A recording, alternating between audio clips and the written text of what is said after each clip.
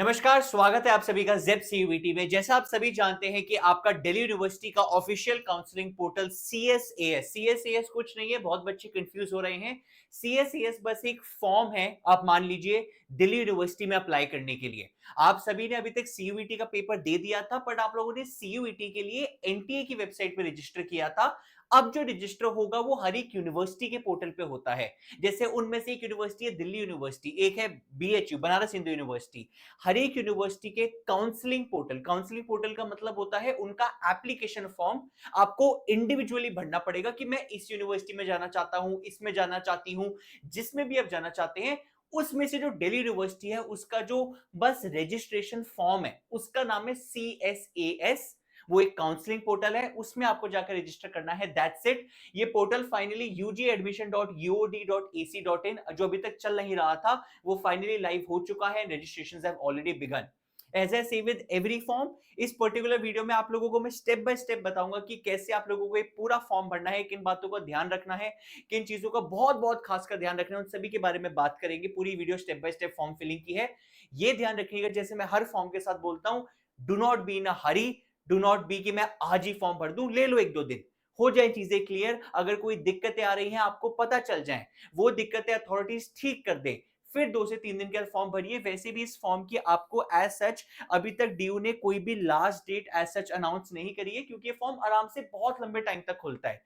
There is a reason इसकी last date नहीं है, क्योंकि ये फेज 1 रजिस्ट्रेशन है। जब फेज 2 खुलेगा डीयू का तब भी फेज 1 खुला रहता है, फेज 1 बंद नहीं होता। कि तब भी आप लोगों को मौका देते हैं रजिस्टर करने का। तो ये पोर्टल बहुत लंबे टाइम तक खुला है, तो प्लीज कोई जल्दबाजी मत मचाइएगा। सबसे पहले आपको इस वेबसाइट पे जाना है, आपको डिस्क्रिप्शन में लिंक मिल जाएगा इस पोर्टल का। आपको सबसे पहले क्लिक करना है न्यू रजिस्ट्रेशंस पे, क्योंकि आपको नया रजिस्टर करना है। आपको जो सबसे पहले चीज की जरूरत पड़ेगी वो पड़ेगी, आपको पड़ेगी जरूरत सीयूईटी एप्लीकेशन नंबर की। अपना सीयूईटी एप्लीकेशन नंबर डालिए। अगर आप भूल चुके हैं, आपको आपकी रजिस्टर्ड ईमेल पे मिल जाएगी, जाके सर्च कर लेना। और जो भी आपने वहां पे डेट ऑफ बर्थ डाली थी सीयूईटी फॉर्म में, ये अब चेंज नहीं हो सकती। ये जो आपने डेट ऑफ बर्थ डाल दी सीयूईटी फॉर्म में वही एप्लीकेबल होगी। जैसे ही आप ये दोनों स्टेप कर देंगे, आपको एक ओटीपी रिसीव होगा। आपको ओटीपी रिसीव होगा आपकी रजिस्टर्ड ईमेल पे, और आपके मोबाइल नंबर पे भी सेम ओटीपी है। साथ ही आपको एक पासवर्ड सेट करने को कहा जाएगा कि आप क्या पासवर्ड से डीयू के पोर्टल पे आज के बाद लॉगिन करेंगे। तो वो कुछ भी पासवर्ड सेट कर दीजिएगा। एक बार आपने वो सेट कर देंगे, it will redirect you back to the home page, जहां पे आपको आना है, फिर से अपना सीयूईटी का एप्लीकेशन नंबर डालना है और पासवर्ड डालना है। प्लीज ये पासवर्ड को सिक्योर रखिएगा, क्योंकि अब जितनी भी डीयू की प्रोसेस होगी, फेज 1, फेज 2, फेज 3, आपको ये पासवर्ड चाहिए होगा लॉगिन करने के लिए हर बार। तो प्लीज कीप दिस हैंडी। जैसे ही आप लॉगिन कर देंगे, आपके सामने आपका पूरा एप्लीकेशन फॉर्म खुल जाएगा। जिस एप्लीकेशन फॉर्म के मल्टीपल स्टेप्स हैं, टोटल 7 स्टेप्स हैं। Personal details, academic details, sports details, ECA quota, upload documents, preview and final submission.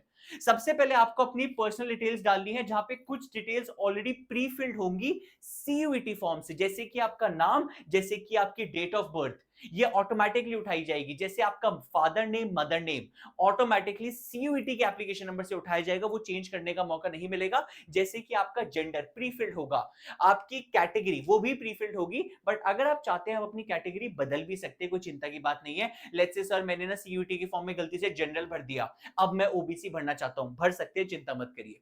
ठीक है, सो आप स्टार्ट करेंगे। जो भी आपकी कैटेगरी है वो डाल दीजिएगा। कैटेगरी रिलेटेड आपको डिटेल डालनी पड़ेगी, जो मैं कैटेगरी है जी किसके लिए अप्लाई कर रहा हूं, सर्टिफिकेट नंबर, अगर आप ओबीसी हैं तो सर्टिफिकेट नंबर क्या है, सर्टिफिकेट इशू डेट है, किस अथॉरिटी ने आपको सर्टिफिकेट इशू करा। एक और इंपॉर्टेंट बात प्लीज ध्यान रखिएगा, बहुत बच्चों के ओबीसी सर्टिफिकेट पुराने फाइनेंशियल ईयर के हैं, please that will not work. अगर आप कोई भी सपोज कैटेगरी से बिलोंग करते हैं, लेट्स से ओबीसी, आपका सर्टिफिकेट नए फाइनेंशियल ईयर का होना चाहिए। यानी कौन सा फाइनेंशियल ईयर, जो अभी स्टार्ट हुआ है 1 अप्रैल 2025 से, यानी 1 अप्रैल 2025 के बाद वाले सर्टिफिकेट एप्लीकेबल होंगे। अगर आपका पुराना है चिंता मत करिए, फॉर्म खुला है, जाइए तुरंत जाके नया बनवा के लाइए, वरना आप नहीं अप्लाई कर पाएंगे ओबीसी में। आपको ये सारी डिटेल डालनी है अपनी कैटेगरी की। आपका मोबाइल नंबर, ईमेल आईडी फिर से सीयूईटी के फॉर्म से ही उठाया जाएगा। Alternate email, alternate mobile number डाल सकते हैं। अपना डोमिसाइल डालिए, जो भी आपका डोमिसाइल है। एनुअल फैमिली इनकम ध्यान रखिएगा, 3 कैटेगरी है, 4 लाख से कम, 4 लाख से 8 लाख या 8 लाख से ज्यादा। उसके बाद आपको आपका सिंगल गर्ल चाइल्ड है तो डालिए। प्लीज ध्यान रखिएगा डीयू में सिंगल गर्ल चाइल्ड का कोटा है। So if you are a single girl child, although आपको आगे प्रूफ्स भी अटैच करने पड़ेंगे, बट अगर आप सिंगल गर्ल चाइल्ड है प्लीज यस कर दीजिएगा। If you is your parent single, mention करिए कि आपका पेरेंट सिंगल पेरेंट के बच्चे हैं आप। ये मेंशन करिए कि आप ऑर्फन है या नहीं। क्यों? वंस अगेन ऑर्फन का कोटा है डीयू में, तो प्लीज अगर आप हैं तो प्लीज ये मेंशन करना फॉर्म में, तभी आपको कोटे का हेल्प मिल पाएगा। अपनी मदर टंग मेंशन करिए, अपना मदर फादर का नाम, अपने मदर फादर का नाम मेंशन करिए, उनकी ऑक्यूपेशन मेंशन करिए, उनका जो भी ऑफिस एड्रेस है वो मेंशन करिए, और उनकी मोबाइल नंबर मेंशन कर दीजिए। प्लीज ध्यान रखिएगा जिन भी क्वेश्चन के आगे रेड कलर का एस्टेरिस्क मार्क लगा है, जैसे आप देखो यहाँ पे रेड कलर का एस्टेरिस्क मार्क लगा है, रेड कलर का एस्टेरिस्क मार्क, वो क्वेश्चन कंपलसरी है। जिनके आगे नहीं लगा वो क्वेश्चन ऑप्शनल है, आप भर भी सकते हैं, छोड़ भी सकते हैं, कोई दिक्कत की बात नहीं है। आप ये बताइएगा आप यूनिवर्सिटी ऑफ दिल्ली के वार्ड कोटा है या नहीं। प्लीज अंडरस्टैंड जितने भी दिल्ली यूनिवर्सिटी के फैकल्टी हैं उनके जो बच्चे हैं उनके लिए कोटा होता है। तो अगर आपके फादर या मदर पेरेंट कोई है यूनिवर्सिटी ऑफ दिल्ली के किसी भी रिलेटेड एम्प्लॉयड, तो आपका कोटा होता है, तो प्लीज ध्यान रखिएगा। उसके अलावा प्लीज बाकी चीजों का भी बताइएगा। पीडब्ल्यूडी कोटा एप्लीकेबल है, कश्मीरी माइग्रेंट कैटेगरी में आप आते हैं, सीडब्ल्यू कोटा लगता है आपका, प्राइम मिनिस्टर की स्कीम है फॉर जेएंडके, आप किसी भी कोटे में अप्लाई करते हैं उनके लिए प्लीज बता दीजिएगा। आइडेंटिटी प्रूफ कर देना। आइडेंटिटी प्रूफ बहुत सारे ऑप्शन है, बट आई थिंक जो क्लास 12 के बच्चे हैं उनके लिए मेजरली या तो उनकी स्कूल आईडी होगी, क्योंकि आप काफी बच्चों के पास पासपोर्ट नहीं होता, पैन कार्ड नहीं होता, ये सब ऑप्शन नहीं होते, बट स्कूल आईडी कर सकते हैं, या आप कोई अदर गवर्नमेंट आईडी कर सकते हैं विद फोटोग्राफ, कोई भी गवर्नमेंट आईडी जिसमें फोटोग्राफ हो। मूविंग ऑन, ये सारा भी पर्सनल डिटेल चल रहा है, फर्स्ट सेक्शन ही चल रहा है पूरा का पूरा। उसके बाद आप डालेंगे अपनी एथनिसिटी कहाँ की है, आप अपना बता देंगे। अगर आप कोई करंटली यूनिवर्सिटी में एनरोल्ड है या नहीं मेंशन कर दीजिएगा। इन तीनों कैटेगरी के लिए आप अप्लाई करना चाहते हैं तो पहले से बताइएगा, क्यों? इन सब के ऑडिशंस ट्रायल होते हैं। लेट्स से अगर आप बैचलर्स ऑफ फाइनेंस के लिए अप्लाई करना चाहते हैं, अभी आपको बताना पड़ेगा यस, क्योंकि अकॉर्डिंगली आपको फॉर्म में आगे आपको एक ऑप्शन दिया जाएगा, because you will have a audition later on. इस सब का पोर्टफोलियो होता है, ऑडिशन होता है। अगर आप बीए ऑनर्स म्यूजिक में जाना चाहते हैं, आपका ऑडिशन होगा कल को, तो यहाँ पे यस कर देना अगर अप्लाई करना चाहते हो। अगर नहीं अप्लाई करना चाहते तो नो कर देना। सिमिलरली बीएससी फिजिकल एजुकेशन के लिए अपना कॉरेस्पॉन्डेंस एड्रेस डालिए, अपना परमानेंट एड्रेस डालिए। उसके बाद अपनी bank details, very very important, please bank details अपनी ध्यान से डालना, क्योंकि ये रिफंड के टाइम काम आएगा। आगे चल के हो सकता है आपकी फीस आप ज्यादा पे कर दे, बट राउंड 2 में आपको कोई और कॉलेज मिल जाए जिसकी फीस कम है, तो जो एक्स्ट्रा फीस भर दी वो रिफंड आएगी, किस अकाउंट में रिफंड आएगी, प्लीज उसकी डिटेल्स सारी ध्यान से भरिएगा, वेरी वेरी इंपॉर्टेंट। और इस सेक्शन के साथ आपका first part of the form personal details complete हो जाएगा। मूविंग ऑन, आपका second part of the form is academic detail, जहां पे आपको क्लास 10th और 12th के मार्क्स डालने हैं। आपको क्लास 10th के मार्क्स आपको जो क्लास 10th के मार्क्स है वो बिल्कुल एक एक सब्जेक्ट के नहीं डालने।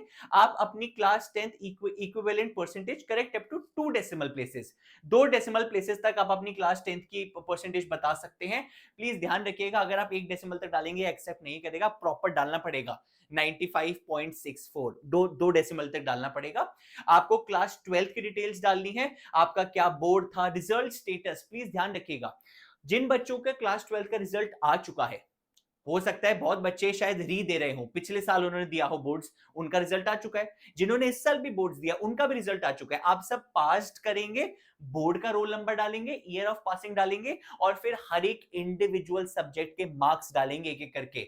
बट अगर आप बच्चे हैं जिन्होंने रिवैल्यूएशन के लिए अप्लाई करा है, हो सकता है किसी बच्चे ने बोर्ड इस साल दिया हो और उसने रिवैल के लिए अप्लाई करा है, तो आप अपना रिजल्ट अवेटेड भी डाल सकते हैं, क्योंकि आपका शायद रिजल्ट अभी अवेट होकर चेंज हो जाए, तो दैट्स नॉट अ प्रॉब्लम। अगर आपने रिवैल्यूएशन नहीं डाला, पास्ट कर देना, डाला हुआ है रीअवेटेड कर दो, कोई बात नहीं, बाद में नया रिजल्ट आ जाएगा आपका। उसके अलावा कुछ स्कूल की डिटेल्स हैं, आपका क्या स्कूल था, last attended type of school क्या था, स्कूल की लोकेशन क्या है, क्या मीडियम ऑफ स्टडी है, हिंदी लैंग्वेज आपने कौन से ग्रेड तक पढ़ी हुई है, ये सब आपको बताना पड़ेगा। मूविंग ऑन, आपका एकेडमिक सेक्शन कंप्लीट हो गया, थर्ड सेक्शन आ जाएगा स्पोर्ट्स को सेक्शन। जो भी बच्चे स्पोर्ट्स कोटा के लिए अप्लाई करना चाहते हैं, प्लीज यहाँ पे click to apply for sports super numeric quota करेगा। जो भी आपका स्पोर्ट है, जिस कैटेगरी में जाना चाहते हो, भाई फुटबॉल है, क्रिकेट है, जो भी आपका स्पोर्ट है वो मेंशन करिए, आपकी अचीवमेंट मेंशन करिए। सर मैंने लेट्स से क्रिकेट में 3 मेरी अचीवमेंट्स है, 3 सर्टिफिकेट्स है, तीनों डालो, that's not a problem, but आपको एक एक करके डालनी पड़ेगी अचीवमेंट, और बाद में उसके सपोर्टिंग सर्टिफिकेट्स भी डालने पड़ेंगे। सिमिलरली अगर कोई बच्चा ईसीए कोटा में अप्लाई करना चाहता है, वो एक्स्ट्रा करिकुलर एक्टिविटीज में अप्लाई करना चाहता है, वो भी कर सकता है। ईसीए कोटा का भी ऑप्शन है, एक्स्ट्रा करिकुलर एक्टिविटीज होते हैं। बहुत सारी कैटेगरीज हैं। प्लीज अगर आपको लगता है आप एप्लीकेबल हैं, भाई क्रिएटिव राइटिंग होता है, भाई डिबेटिंग होता है, भाई what not, there are lot of photography होता है, lot of categories. If you feel आपकी किसी कैटेगरी में अचीवमेंट है, you can apply. Obviously category wise weightage होती है कि इस लेवल का, नेशनल लेवल का, इंटरनेशनल लेवल का सर्टिफिकेट है, स्कूल लेवल का सर्टिफिकेट है, अलग अलग पॉइंट्स होते हैं। और ध्यान रखना इसका भी कल को ट्रायल होगा, आपको सर्टिफिकेट अभी अपलोड करने पड़ेंगे, बाद में ट्रायल भी होगा। तो प्लीज ध्यान रखना, आप अगर अप्लाई करना चाहते हैं कर देना, कैटेगरी सिलेक्ट करना किस कैटेगरी में जाना चाहते हो, and accordingly you can move on. ठीक है, आगे बढ़ते हैं अपलोड्स की तरफ। जैसे ही आपकी चारों चीजें हो जाएंगी, आपको डॉक्यूमेंट्स अपलोड करने के लिए बोला जाएगा, जैसे आपकी एप्लीकेंट्स की फोटो, सिग्नेचर अपलोड करिए। प्लीज ध्यान रखना सभी चीजों का फाइल साइज इन्होंने क्लियरली मेंशन करा है, मिनिमम मैक्सिमम फाइल साइज क्या हो सकता है, और जो फॉर्मेट बोला है उसी फॉर्मेट की डालना, वरना ये एक्सेप्ट नहीं करेगा। इमेज साइज ज्यादा है, गूगल पे टाइप करो रिड्यूस इमेज साइज, बहुत सारी वेबसाइट्स हैं वो कम कर देते हैं। ठीक है, scanned copy of class 10th board certificate, certificate for date of birth, आपको बोर्ड का सर्टिफिकेट अपलोड करना पड़ेगा क्योंकि डेट ऑफ बर्थ का प्रूफ होता है। आपको क्लास 10th की मार्कशीट भी अपलोड करनी पड़ेगी, प्लीज ध्यान रखना। Scanned copy of category certificate, अगर आप कोई कैटेगरी के बच्चे हैं, ओबीसी, एससी, एसटी, अगर आप किसी कैटेगरी के हैं तो आएगा, अगर आप जनरल कैटेगरी है, अनरिजर्व्ड है, तो ये ऑप्शन नहीं आएगा। Scanned copy of certificate for Sikh minority, अगर आपने माइनॉरिटी कॉलेज में अप्लाई करा है, क्रिश्चियन माइनॉरिटी, सिख माइनॉरिटी के बच्चे हैं, उसका भी आपको सर्टिफिकेट अपलोड करना पड़ेगा। प्लीज उस चीज का ध्यान रखिएगा। अगर आपने स्पोर्ट्स कोटा करा है, ईसीए कोटा करा है, मैंने अभी इसमें यस नहीं करा, अगर आप करते उसके भी आपको फर्दर सर्टिफिकेट्स अटैच करने पड़ेंगे, इस चीज का ध्यान रखना। और फिर जाके आपका जो पूरा का पूरा फॉर्म है, personal, academic, sports, ECA upload जाके कंप्लीट होगा। इसके बाद कुछ नहीं है, जैसे ही आप नेक्स्ट पे क्लिक करेंगे, ऑल्सो ध्यान रखना at any stage in this form you can go to the previous section. ये फॉर्म अभी आप चेंज कर सकते हैं, मत सोचना सर मेरा तो भर गया बस खत्म, अब चेंज नहीं हो सकता ना। जब तक आप प्रीव्यू नहीं करेंगे पूरा और उसमें चेकबॉक्स करके फाइनल सबमिशन नहीं करेंगे, तब तक नहीं होगा। अगर आपने एक बार फाइनल सबमिशन कर दिया फिर चेंज नहीं हो सकता, इस चीज का ध्यान रखना। But till final submission you have the option to go back and edit, that's not an option. ठीक है, इसके बाद प्रीव्यू करिए, फाइनल सबमिशन करिए, फीस पे करने का ऑप्शन आएगा, and you are done with the phase 1 registration of Delhi University CSAS counselling portal. Please ध्यान रखना ये फेज 1 है सिर्फ, इसमें सर हमारी प्रेफरेंस लिस्ट नहीं आई, अरे वो अभी आएगी भी नहीं, वो फेज 2 है। Phase 1 is only details about your personal, about your academic, क्या डॉक्यूमेंट्स है आपके, वो सब होता है।